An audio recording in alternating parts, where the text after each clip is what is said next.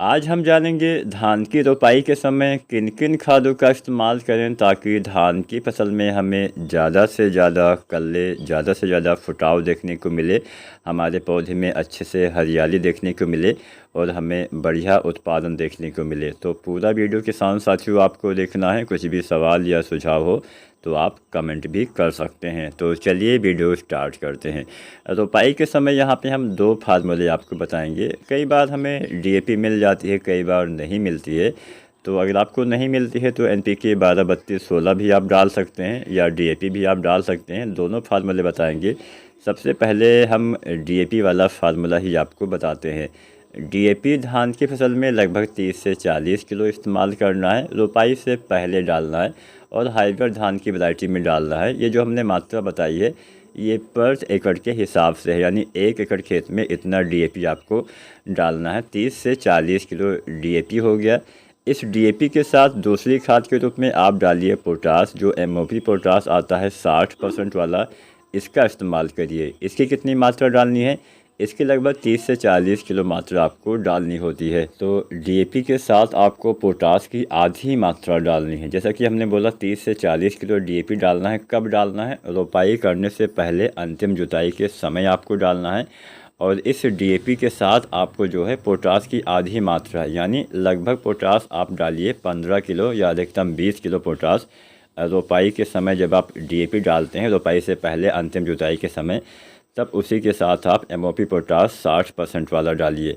तो आधी मात्रा आपने रोपाई के समय डाला, आधी मात्रा डालिए 40 से 50 दिन के आसपास। तो डीएपी की पूरी पोटास की पूरी मात्रा हमने बता दी कि 2 बार आपको इस्तेमाल करना है। आप चाहें तो पूरी मात्रा रोपाई के समय डाल सकते हैं, बहुत सारे किसान साथी डालते हैं।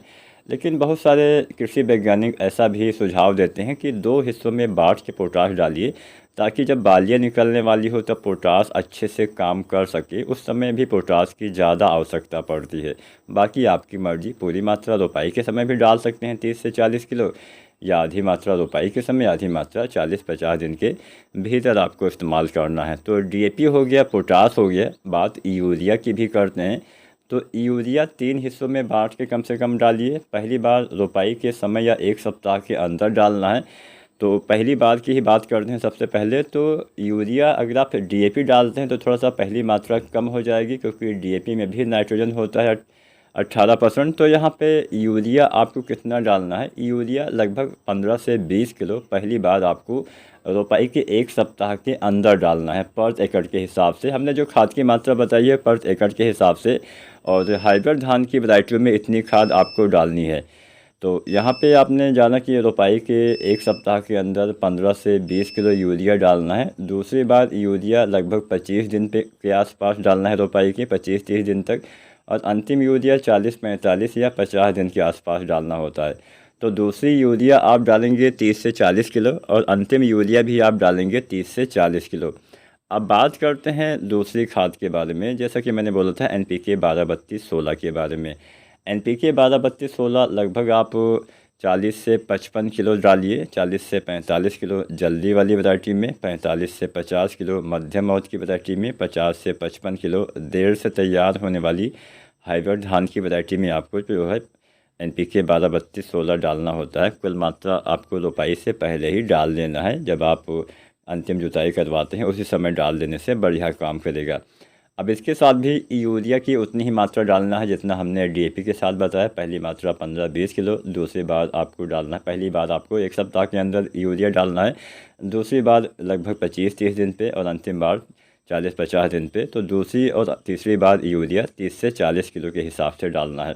पोटास की आपको मात्रा कम करनी है। पोटास आपको कुल मात्रा तब 25 किलो डालना है। तो आप चाहें तो ये 25 किलो 40-50 दिन पे डाल सकते हैं, या फिर 25 में से 10 किलो आप डाल दीजिए रोपाई के समय, वो अच्छा रहेगा। एनपीके 12-32-16 के साथ 10 किलो आप एमओपी पोटास डाल दीजिए रोपाई के समय, और 15 किलो आप पोटास डालिए 40-45 या 50 दिन के आसपास। तो अच्छे से काम करेगा। बात हम जिंक की भी करते हैं, क्योंकि जिंक की कमी रह जाने से भी कल्ले कम आते हैं, उत्पादन कम मिलता है।